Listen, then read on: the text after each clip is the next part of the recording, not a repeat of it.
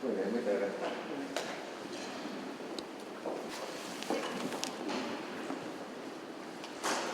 O tempo o que temos que optimizar ese tempo para que a saúde... Meteo Galicia está sempre aberta a colaboracións deste tipo.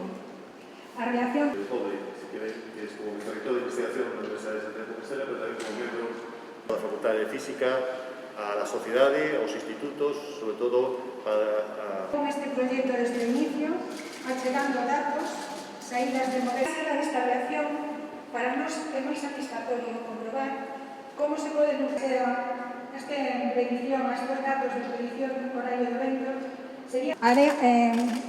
facilita datos de pronóstico horario, dirección e velocidade. Dende entón, nos marcamos como obxectivo tamén mellorar o confort dentro das propias aulas para disminuir, en certa medida, os efectos colaterales vencellados coa ventilación, efectos colaterales fundamentalmente de carácter climático e térmico. Ben, somos conscientes de que este é un tema que preocupa e preocupou a comunidade educativa, especialmente agora que vamos a entrar no inverno, e por eso buscamos e levamos tempo traballando, dende fai xa tempo, traballando nunha ferramenta que posibilite manter absolutamente a seguridade sanitaria vencellada á ventilación con un maior confort dentro das aulas. E quixera deixar moi claro unha cuestión para evitar confusións ou para evitar malas interpretacións.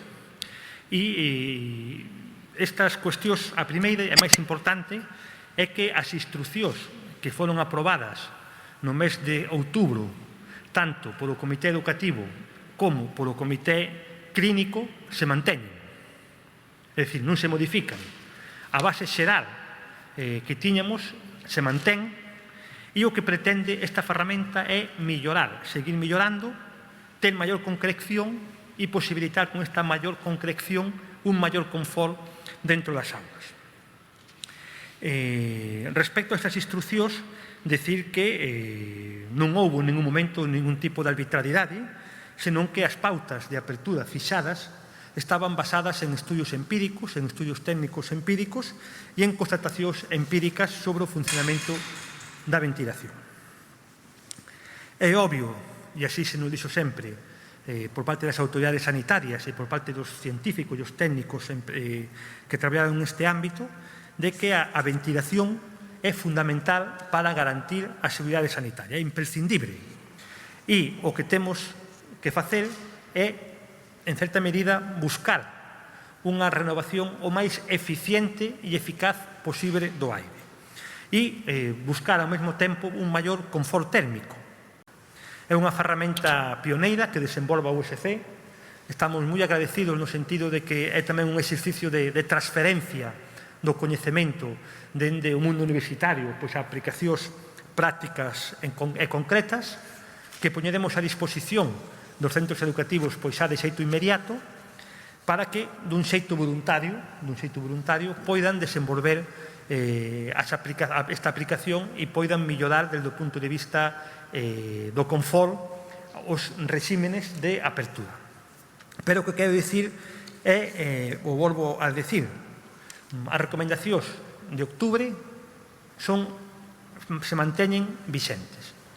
Esta aplicación non a sustituye, simplemente posibilita ter unha maior precisión e unha maior concreción das instruccións dadas, das recomendacións dadas no mes de outubro, que se demostraron dun xeito empírico, unha vez que pasou o tempo, que son sanitariamente seguras. E con esta aplicación o que pretendemos é adecuar os tempos de apertura ás condicións concretas de todos os centros e mellorar con elo o confort e reducir os posibles efectos colaterales vencellados por o